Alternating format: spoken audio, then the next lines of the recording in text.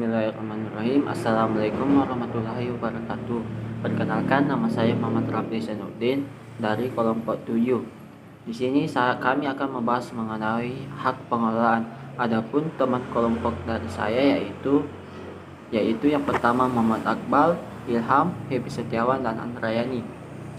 Ya, langsung saja kita masuk ke materi yang pertama, yaitu pengertian hak pengelolaan.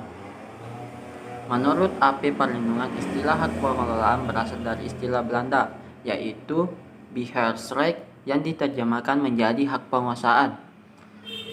Adapun pengertian hak pengelolaan pertama kalinya diatur dalam Peraturan Pemerintah Nomor 40 Tahun 1996 tentang hak guna usaha, hak guna bangunan, dan hak pakai atas tanah. Menurut ketentuan pasal tersebut, hak pengelolaan adalah hak menguasai dari negara yang kewenangan pelaksanaannya sebagian dilimpahkan kepada pemegangnya. Adapun selanjutnya yaitu pengertian hak pengelolaan menurut penjelasan pasal 2 ayat 3 Undang-Undang huruf F Undang-Undang PPHTB adalah yaitu hak pengelolaan adalah hak menguasai dari negara yang kewenangan pelaksanaannya sebagian dilimpahkan kepada pemegang haknya, antara lain berupa perencanaan peruntukan dan pembangunan tanah, penggunaan tanah untuk keperluan pelaksanaan tugasnya, penyerahan bagian-bagian dari tanah tersebut kepada pihak ketiga atau bekerja sama dengan pihak lain. Ya, sekian materi dari saya, akan dilanjutkan oleh teman kelompok saya. Terima kasih. Bismillahirrahmanirrahim. Assalamualaikum warahmatullahi wabarakatuh. Jadi di sini saya akan melanjutkan video dari teman saya yakni Rafli, yakni mengenai pengelolaan.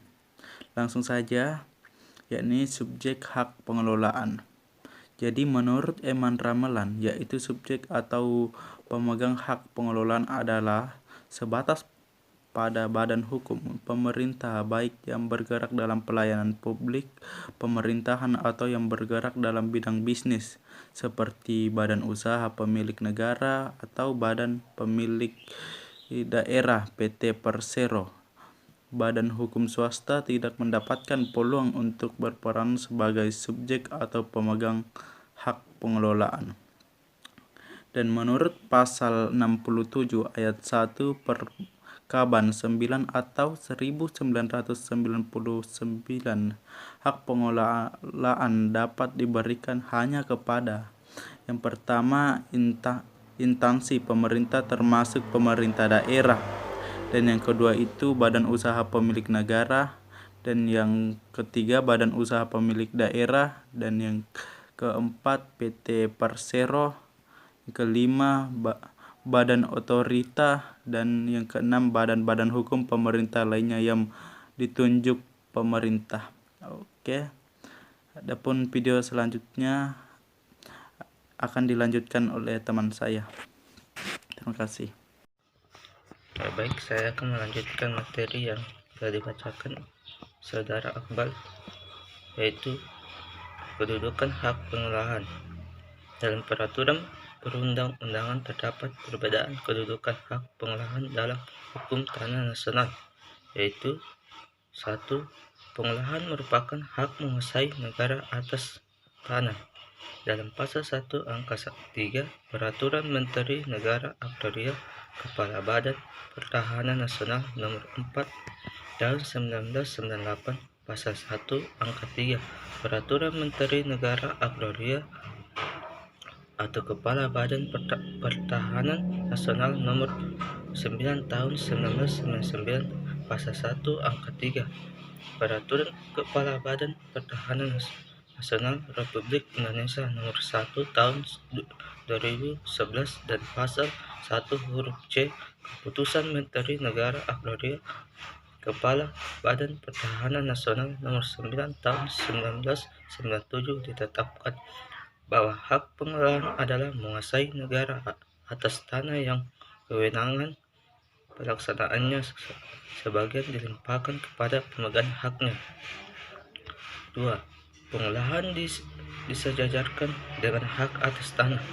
Dalam pasal 7 ayat 1 Undang-Undang Nomor 16 Tahun 1985, Pasal 9 Peraturan Pemerintah Nomor 24 Tahun 1997, Pasal 2 Peraturan Pemerintah Nomor 11 Tahun 2010, Pasal 1 Ayat 1 Peraturan Menteri Dalam Negeri Nomor 9 Tahun 1974 dan Peraturan Menteri Negara Agraria atau Kepala Badan Pertahanan Nasional Nomor 9 Tahun 1999 ditetapkan bahwa hak pengolahan disejajarkan dengan hak milik, hak guna usaha, hak guna bangunan, dan hak pakai. Baiklah, di sini saya akan melanjutkan materi yang dibacakan Saudara Ilham, yaitu terjadinya hak pengelolaan.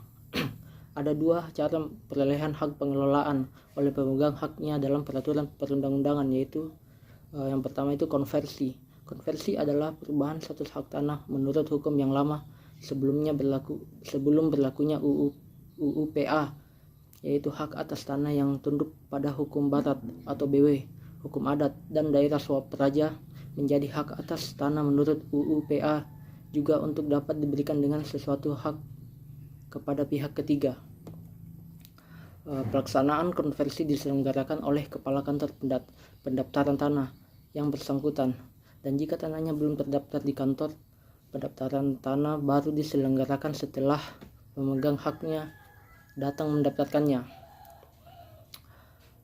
Pemberian hak atas tanah negara. Secara garis besar, tahapan-tahapan perolehan hak pengelolaan pemberian hak yaitu yang pertama, calon pemegang hak pengelolaan mengajukan permohonan pemberian hak pengelolaan kepada Kepala Badan Pertanahan Nasional Republik Indonesia melalui Kepala Kantor Pertanahan Kabupaten Kota yang wilayah kerjanya meliputi letak tanah yang bersangkutan.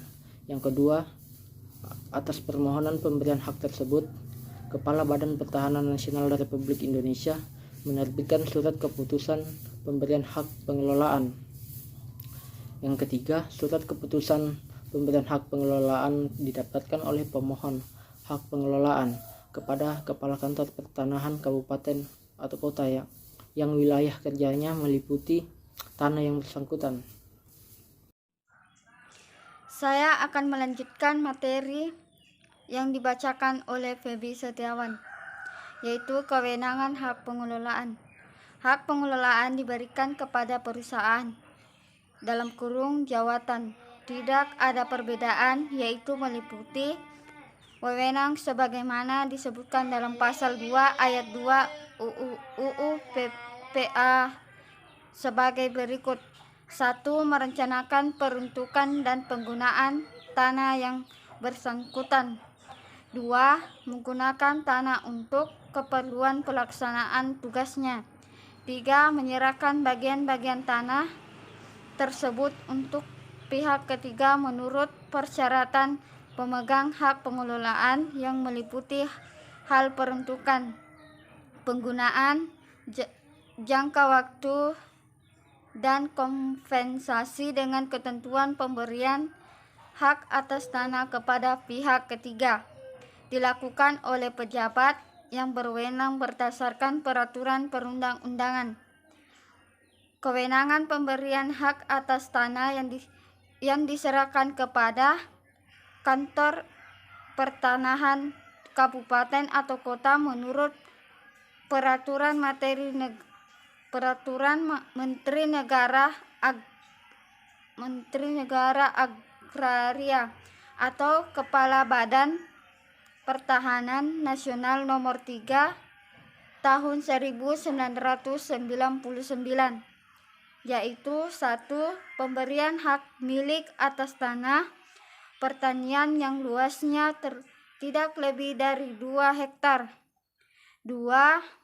Pemberian hak milik atas tanah non-pertanian yang luasnya tidak lebih dari 2 meter persegi.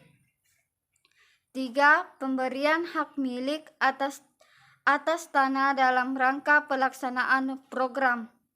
Yang pertama itu transmigrasi, yang kedua distribusi tanah. Ketiga, konsolidasi tanah. Keempat itu pemberian hak guna bangunan atas tanah yang luasnya tidak lebih dari 2 meter persegi, kecuali mengenai tanah bekas hak guna usaha. 5. Semua pemberian hak guna bangunan atas tanah hak pengelolaan. 6. Pemberian hak pakai atas tanah pertanian yang luasnya tidak lebih dari 2 hektar. 7. Pemberian hak pakai atas tanah non pertanian yang luasnya tidak lebih dari 2 meter persegi, kecuali mengenai tanah bekas hak guna usaha. 8. Semua pemberian pakai atas tanah hak pengelolaan.